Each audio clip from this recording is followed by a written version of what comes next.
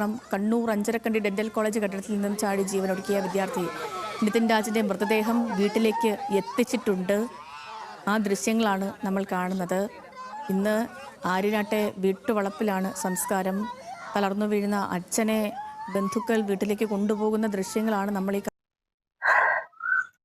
Kannur dental കോളേജില് BDS 1ാം വർഷ വിദ്യാർത്ഥിനി നിതിൻ രാജ് കോളേജിന്റെ മുകളിൽ നിന്ന് ചാടി ആത്മഹത്യ ചെയ്തു എന്നുള്ള ഒരു വിവരമാണ് നമുക്ക് കിട്ടിയത്. ആ കുട്ടി മരണപ്പെട്ടു. എങ്ങനെ ആവട്ടെ മരണപ്പെട്ടു. മാതാപിതാക്കൾ ജീവനോട് ഇരിക്കെ മക്കളുടെ മരണം ഏത് മാതാപിതാക്കൾക്കും സഹിക്കൂല അല്ലെ? ഇത് കൊലപാതകമാണെന്ന് അവരുടെ പിതാവ് തന്നെ പറയുന്നുണ്ട്. അതിനു മുമ്പ് എനിക്ക് കുറച്ച് പറയാനുണ്ട്. എന്താ വെച്ചാല്, ഇതുപോലുള്ള ദുഷ്ടന്മാരെ പന പോലെ വളർത്തുന്ന സർക്കാരിനോട് ചോദ്യം. ഇനിയുള്ള വരും തലമുറകൾ എന്ത് പ്രതീക്ഷയിലാണ് പഠിക്കാൻ വേണ്ടിയിട്ട് പോകുന്നത്? എങ്ങനെയാണ് അവരെ മാതാപിതാക്കൾ വിശ്വസിച്ചിട്ട് ഓരോ കോളേജിൽ പറഞ്ഞയക്കുന്നത്? അവരുടെ വിദ്യാഭ്യാസത്തിന്റെ പവറാണ് അവർക്ക് കിട്ടുന്ന സീറ്റ് അല്ലെ? അപ്പം ആ ഒരു സംഭവം അവർ അധ്വാനിച്ച് നേടുന്നതാണ്. അവർക്ക് ഫ്രീ ആയിട്ട് കിട്ടുമ്പോ അതില് മനം നൊന്നിട്ട് പിന്നെ സങ്കടം വന്നിട്ട് ക്യാഷിന് സീറ്റ് വിൽക്കാൻ വേണ്ടിയിട്ട് ജീവൻ എടുക്കുന്ന അധ്യാപകരിരിക്കെ ആ കോളേജിന് എന്ത് വിലയാണുള്ളത്? 50 ലക്ഷം മതിയോടോ ഒരു ജീവന്? നിനക്കൊക്കെ നിന്റെ ജീവിതത്തിൽ ഇങ്ങനെ വന്നാൽ പോലും നീ ഒന്നും പഠിക്കില്ല.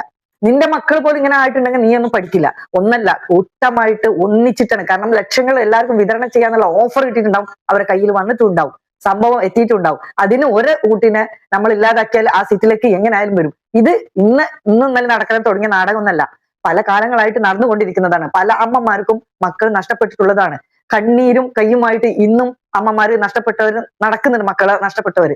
ഇതാ സിദ്ധാർത്ഥ് എന്ന് പറഞ്ഞത്, അവരുടെ അമ്മ ഇവിടെ വന്നിരുന്നു ഈ അമ്മയെ കാണാൻ വേണ്ടിയിട്ട്. പൊന്നുമക്കളെ ഒന്ന് ആലോചിച്ചു നോക്കൂ. നമ്മളുടെ ചോര നീരാക്കി ഇതുവരെ പഠിപ്പിച്ച് പോറ്റി വളർത്തി ഒരു കരക്കെത്തിച്ചിട്ട് ആ ഒരു കുട്ടി നമുക്ക് തരുന്ന ഒരു സ്വപ്നം, അവന്റെ ഒരു സ്വപ്നം പൂവണിയാൻ വേണ്ടി ലാസ്റ്റ് വാടക വീട്ടിൽ നിന്ന് അവിടുന്ന് ഇവിടുന്ന് ഉള്ളിപ്പറക്കി കാശും കൊണ്ട് പറഞ്ഞയക്കുന്നതാണ് പല കാര്യങ്ങളും. എന്നിട്ടും ആ കുട്ടി ഒരുപാട് തവണ ഇവരുടെ ക്രൂരതയ്ക്കും പരിഹാസത്തിനും ജാതി പേര് വിളിച്ചിട്ടുള്ള നിന്ദിക്കലും അങ്ങനെയുള്ള എല്ലാ പ്രശ്നങ്ങളും തരണം ചെയ്തിട്ടും ആ കുട്ടി അവിടെ നിൽക്കണു. അല്ലെങ്കിൽ അവന് അങ്ങനത്തെ കുട്ടിയല്ല എന്നുള്ളത് അവരുടെ പിതാവിന്റെ വാക്കിൽ നിന്ന് നമുക്ക് മനസ്സിലാക്കാൻ പറ്റും. അപ്പൊ എന്തായാലും വേണ്ടിയില്ല, ഞാൻ കുറച്ച് കാര്യങ്ങൾ നിങ്ങൾക്ക് കാണിച്ചു തരാം. അവരുടെ പിതാവ് മാധ്യമങ്ങളോട് ബന്ധപ്പെട്ടിട്ട് മാധ്യമങ്ങളോട് കുറച്ച് കാര്യങ്ങൾ പറയുന്നുണ്ട്. എല്ലാവരും അത് പുറത്തെത്തിക്കുക എന്നുള്ളതാണ് പറയുന്നത്. മാക്സിമം നിങ്ങളും ഇത് ഷെയർ ചെയ്തിട്ട് എല്ലാവരിലും എത്തിക്കുക. എത്തേണ്ടടുത്ത് എത്തട്ടെ. 4 പേരാണ് കാണുന്നതെങ്കിലും 4 പേരെങ്കിലും മനസ്സിൽ അറിയാത്ത ആൾക്കാരുണ്ടാവുമല്ലോ ഈ കാര്യങ്ങളൊന്നും, അവരുടെ മനസ്സിലും എത്തിപ്പെടട്ടെ എന്ന് വിചാരിച്ചിട്ടാണ് ഞാൻ ഈ വീഡിയോ ഇടുന്നത്. എനിക്ക് സമയം ഉണ്ടായിട്ടില്ല. ഞാൻ ഇന്നലെ ഇടണം എന്ന് വിചാരിച്ചതാണ്, പക്ഷെ പിന്നെ എനിക്ക് സങ്കടം കൊണ്ട് എനിക്ക് ഇടാൻ പറ്റിയിട്ടില്ല, വീഡിയോ ചെയ്യാൻ പറ്റിയില്ല. പിന്നെ ഞാൻ അതിൽക്കാണ് പോയില്ല. പിന്നെ ഇന്ന് രാവിലെ ഞാൻ എനിക്ക് ഫേസ്ബുക്കിൽ നോക്കിയപ്പോഴും ഇതിനെ കുറിച്ചുള്ള കാര്യങ്ങൾ തന്നെ വരുന്നത്. അപ്പൊ ഞാൻ വിചാരിച്ച് ഞാനായിട്ട് എന്തിനാണ് ബാക്കിലേക്ക് നിൽക്കുന്നത്? ഒരാളെങ്കിലും ഒരാളെ കൂടെ എന്റെ ചാനലിലൂടെ മറ്റുള്ളവർ കാണുന്നുണ്ടെങ്കിൽ കാണട്ടെ. മാക്സിമം എല്ലാവരും കാണട്ടെ, എല്ലാവരിലും എത്തട്ടെ, സർക്കാരിലും എത്തട്ടെ. അതിൻ്റെതായിട്ട് ജീവന് പകരം ജീവൻ എടുക്കണം, അതാണ് വേണ്ടത്. ജീവന് പകരം ജീവൻ എടുക്കണം, അപ്പോഴേ അതിന് പകരത്തിന് പകരാവുള്ളൂ. അല്ലാതൊന്നും സസ്പെൻഡോ അല്ലെങ്കിൽ ജയിൽ ശിക്ഷ എന്ന് കൊടുത്തുകൊണ്ടൊക്കെ അവർ നന്നായി വരുള്ളൂ. അവർക്കറിയാം ഇത് അവരത് ആദ്യമായിട്ടൊന്നല്ല. അയാൾ പറഞ്ഞിട്ടുണ്ട് അത്രേ, ഞാൻ മുമ്പ് ഒരു കൊലപാതകം ചെയ്തതാണെന്ന്. അപ്പൊ അത് ആ വാക്കുകളൊക്കെ അച്ഛൻ ഇവിടെ പറയുന്നുണ്ട്, മകൻ പറഞ്ഞിട്ടുള്ളത്. അപ്പൊ നമുക്ക് ആ വീഡിയോക്ക് പോയി നോക്കാം.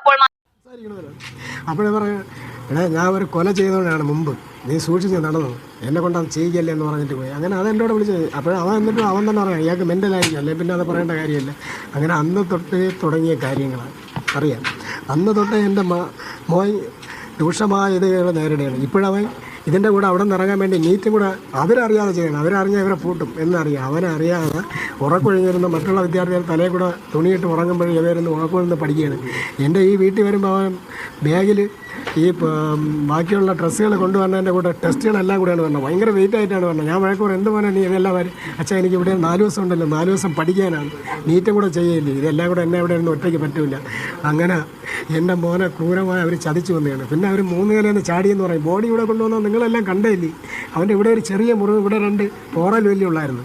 അവർ പറഞ്ഞത് ബാഗ് തലയടിച്ചെന്നല്ലേ പറഞ്ഞത്. അപ്പോൾ പല്ലിനൊരു, ഞാൻ എല്ലാം നോക്കി, ബോഡി മറ്റേ ഫ്രീസറിൻ്റെ അടപ്പെടുത്തപ്പോൾ അവന് പല്ലിന് ഒരു കുഴപ്പമില്ല, ഒരു പല്ല് പോലും പൊട്ടിയിട്ടില്ല. ഇത്രയും നിലയേറെ മേളയിൽ നിന്ന് തള്ളിയിട്ടാലും ചാടിയാൽ പോലും അങ്ങനെ സംഭവിക്കേണ്ടതില്ല. ചെവിയിൽ മുറിവുകളില്ല.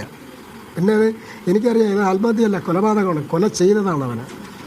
ആത്മഹത്യയിൽ ഞാൻ പല സിനിമകളൊക്കെ കണ്ടിട്ടുണ്ട്, പല കാര്യങ്ങളും എനിക്കറിയാം. ഒരുപാട് മുറിവുകളും ചതവുകളൊക്കെ വരുമല്ലോ. പക്ഷേ ഇത് നിങ്ങളെല്ലാം കണ്ടല്ലേ, അവൻ്റെ മുഖത്തൊന്നൊരു മുറിവുണ്ട്, ഇവിടെ ഒരു മുറിവുണ്ട്, ഇവിടെ 2 ഓറലും ഉണ്ട്, അല്ലാതെ അവനൊന്നുമില്ല. ബാക്കി ഇങ്ങോട്ടൊന്നും ആരും കാണിച്ചില്ല, ഞാൻ കണ്ടുമില്ല. ഇങ്ങനെയാണ് വലിയ ഹൈറ്റുള്ള നിലയുടെ മണ്ടെന്നൊക്കെ വിദ്യാർത്ഥികൾ വീഴുന്ന ചാടിയൊക്കെ ആത്മഹത്യ ചെയ്യുമ്പോൾ ഇങ്ങനെയുള്ളത്. ഈയിടയ്ക്ക് തന്നെ നിങ്ങൾ അറിഞ്ഞല്ലോ, ഒരു വിദ്യാർത്ഥി എത്രയോ വർഷം കൊണ്ട് കിടക്കുകയായിരുന്നു. ആ വിദ്യാർത്ഥി ഇപ്പോൾ കോടതിയുടെ സഹായത്തോടുകൂടി അവൻ്റെ ജീവൻ എടുത്തില്ലേ. എത്ര വർഷം ആ മാതാപിതാക്കൾ നോക്കി. അങ്ങനെയെങ്കിലും എനിക്ക് എൻ്റെ മോനെ ഉയരോടെ തന്നുകൂടായിരുന്നു അവർ.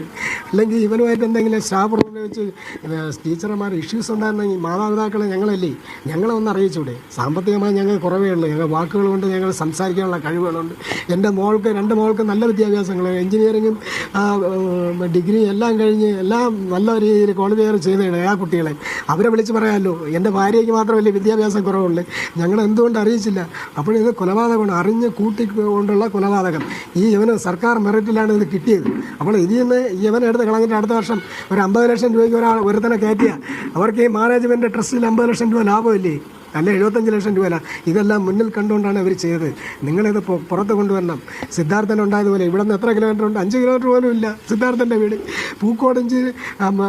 പൂക്കോട് ആശുപത്രിയിൽ വെച്ച് അവൻ ബസ് സ്റ്റാൻഡ് വരെ വന്ന ആ സിദ്ധാർത്ഥനെയാണ് തിരിച്ച് വിളിച്ച് റാഗ് ചെയ്ത് അവനെ കൊന്നത്. അതുപോലെ എൻ്റെ മോനെ കൊന്നതാണ്, അല്ലാതെ അവൻ ആത്മഹത്യ ചെയ്തില്ല. ഇത് വാടക വീടാണ്. അവൻ്റെ സ്വപ്നങ്ങളുണ്ടായിരുന്നു. അവൻ പറഞ്ഞ അച്ഛനെ അമ്മയെ കഷ്ടപ്പെടേണ്ട, അച്ഛൻ പെയിൻ്റ് അടിച്ചല്ലേ ഞങ്ങളെ ഇത്രയും നാൾ വളർത്തി വിദ്യാഭ്യാസം ചെയ്തത്, അമ്മ കൂലിപ്പണിയെടുത്തല്ലേ ചെയ്തത്. പക്ഷേ ഞാൻ വളർന്ന് ഇന്ത്യയിലും കേരളത്തിലും ഇത് ജോലി ചെയ്യാതെ പഠിച്ച് ഞാൻ ജോലി നേടുന്നത് UK-യിലായിരിക്കും. അവിടെ ഞാൻ ഒരു 10-15 വർഷം സർവീസ് എടുക്കുമ്പോൾ എനിക്ക് നിങ്ങൾക്കുള്ള എല്ലാ എൻ്റെ കുടുംബത്തെ സംരക്ഷിക്കാനുള്ള എല്ലാം ചെയ്യുമെന്ന് ധാർമ്മികമായ ഉത്തരവാദിത്തങ്ങൾ പറഞ്ഞ് മനസ്സിലാക്കിയ ഒരു വിദ്യാർത്ഥി ഏതെങ്കിലും കെട്ടിടത്തിൻ്റെ മുമ്പേ ഒന്ന് ചാടും? ഇല്ല, ചാടാൻ അവന് പറ്റൂല. കാരണം അവന് ഇവിടെ ആഴ്ചവോറും വരുമ്പോൾ ഞാൻ ഇവിടെ പൈസ കൊടുത്തിട്ട് എല്ലാം കളക്ട് ചെയ്യണത്, അവൻ സാധനങ്ങളെല്ലാം തള്ളയും കൂടെ വിളിച്ചുകൊണ്ട് പോയി ഓട്ടോയിൽ പോയി വാങ്ങിച്ചുകൊണ്ട് വരണവനാണ് അവൻ. എല്ലാ കുടുംബകാര്യങ്ങളും അറിഞ്ഞ് ചെയ്യണവനാണ് അവൻ. ഒരിക്കലും ഒന്നും ചെയ്യൂല, അറിയാം. എന്നെ എപ്പോഴും തോളിൽ കേട്ടുകൊണ്ടാണ് നടക്കുന്നത്. ഞായറാഴ്ച ദിവസം ഞങ്ങൾ അപ്പുറത്ത് ബേക്കറിയിലൊക്കെ പോകുമ്പോൾ എൻ്റെ തോളിൽ കേട്ട് കൂട്ടുകാരെ പോലെയാണ് നടക്കുന്നത്. അവൻ എന്നെ ചതിക്കാൻ പറ്റൂല, എൻ്റെ കുടുംബത്തെ ചതിക്കാൻ പറ്റൂല. അവൻ അങ്ങനെ വെച്ചുകൊണ്ട് ആത്മഹത്യ ചെയ്യൂല. കൊലപാതകം തന്നെയാണ്, അറിഞ്ഞ കുട്ടികൾ. നിങ്ങളത് പുറത്ത് കൊണ്ടുവരണം. എനിക്കിത്രയേ പറയാനുള്ളൂ. എന്താലേ, ഒരു പിതാവിന്റെ വാക്കുകൾ കേൾക്കുമ്പോൾ നമുക്ക് എന്തൊരു വിഷമാണ് വരുന്നത്. എന്നാൽ ആ പിതാവിന്റെ വാക്കുകളിൽ ഉറച്ച തീരുമാനമുണ്ട്, ഉറച്ച ശബ്ദമുണ്ട്. എന്റെ മകനെ എന്നോട് ഈ വഞ്ചനായി ചതി ചെയ്യില്ല എന്ന്. ആ പിതാവിന്റെ മകനാണ്. ഒരിക്കൽ പോലും അവർ തളരില്ല. ഒരുപാട് തവണ അവന് ഇങ്ങനെയൊക്കെ ചെയ്തിട്ടുണ്ടെങ്കിൽ പോലും അവൻ അതിൽ നിന്നും പിന്മാറിയിട്ടില്ല. ചോദ്യത്തിന് ഉത്തരം കൊടുത്തിട്ടുണ്ട്. ആർക്ക്? മാഷമാർക്ക്, ആ അധ്യാപകർക്ക്. അവനോട് പറയുമ്പം അതിനനുസരിച്ച് അവന് തിരിച്ച് മറുപടി കൊടുത്തിട്ടുണ്ട്. അതുകൊണ്ട് മാത്രമാണ് അവനെ പിന്നെ അവർ ഇത്രയും ക്രൂരത ചെയ്തിട്ട് ഇല്ലാതാക്കിയത്. പിന്നെ ഇവനെ പോലുള്ളവര് അവർക്ക് ഭീഷണിയാണ്. അപ്പൊ അത് അവന് പുറത്തു പോയിട്ട് ഇനി അങ്ങനെ ചെയ്യാൻ പാടില്ലല്ലേ, ഞങ്ങളോട് പ്രതികാരം ചെയ്യരുത്, ഇതാണ് അവരാവശ്യം. അതുകൊണ്ട് തന്നെ ഈ വീഡിയോ എല്ലാവരും ഷെയർ ചെയ്യുക. ഈ വീഡിയോ മാത്രമല്ല, നമുക്ക് ഒന്നും കിട്ടാനും വേണ്ടിയിട്ടല്ല, പക്ഷെ ഇതുപോലുള്ള ഒരുപാട് മാതാപിതാക്കൾ ഇതേപോലെ വേദനിച്ചുകൊണ്ടിരിക്കുന്നുണ്ട്. ഇതുപോലെ ഇനിയും നിതിൻ രാജ്, സിദ്ധാർത്ഥ്, ഇതുപോലുള്ള ആൾക്കാർ ഇനിയും അനുഭവിക്കേണ്ടി വരും. ഇതുപോലുള്ള കുട്ടികൾ ഇനിയും അനുഭവിക്കേണ്ടി വരും. അതുകൊണ്ട് തന്നെ ഇതിന് തക്കതായ ശിക്ഷ. ഇവരെ ഒന്നും കൈവിടരുത്, ഒറ്റ ഒന്നിനും വിടരുത്, ഒരു കുട്ടിനെ പോലും വിടരുത്. ഇവർ കൂട്ടമായിട്ടാണ് ചെയ്യുന്നത്. കാരണം കൂട്ടമായിട്ട് ഇനിയിപ്പോ അവര് അതിനുവേണ്ടി പോരാടും ചെയ്യും. ഇവർക്ക് ഏറിയ ശിക്ഷ ജയിൽ ശിക്ഷ.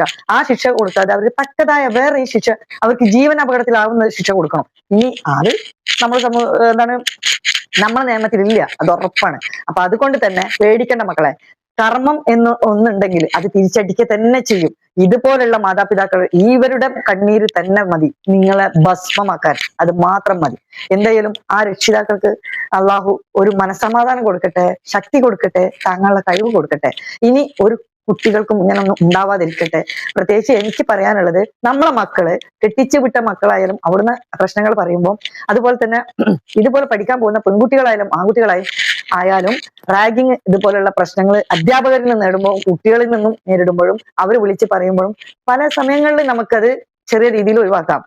പിന്നെയും അതന്നെ ആവർത്തിക്കണമെങ്കിൽ നിങ്ങൾ ഒരു കാര്യം ചെയ്യാം, ആ ഭാഗം അങ്ങോട്ട് വിട്ടുകളയാ. ജീവനാണ് നമുക്ക് വലുത്, അല്ലെ ജോലിയല്ല വലുത്. അത് നമുക്ക് തടി ഉണ്ടെങ്കിൽ അധ്വാനിച്ചിട്ട്, അതല്ലെങ്കിൽ വേറെ ഏതെങ്കിലും നമുക്ക് ചെയ്തിട്ട് വരുമാനം ഉണ്ടാക്കാൻ പറ്റും. പക്ഷെ മക്കള് നമ്മളെ കൺമുന്നിൽ ഉണ്ടാവും, അല്ലെ?